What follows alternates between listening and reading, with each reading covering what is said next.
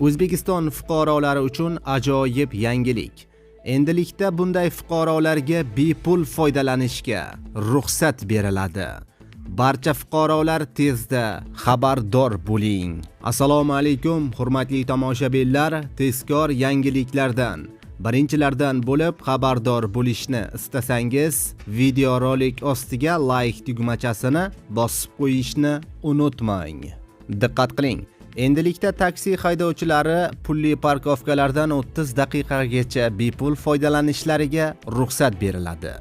O'zini o'zi band qilgan fuqarolar sifatida ro'yxatdan o'tib, taksi xizmatini ko'rsatuvchi fuqarolar uchun belgilangan ijtimoiy soliqni to'lashda 30% gacha chegirma berish, davlat tashkilotlariga tegishli bo'lgan, shu jumladan aeroport va vokzallarning pulli va avtoturargohlaridan 30 daqiqagacha bepul foydalanishlariga ruxsat berish, huquqbuzarlik va yo'l transport hodisasini sodir etmasdan 1 million kilometr masofada taksi xizmatini ko'rsatgan fuqarolarga tabiat himoyasi ko'krak nishoni berish amaliyoti yo'lga qo'yiladi, deyiladi ma'lumotda.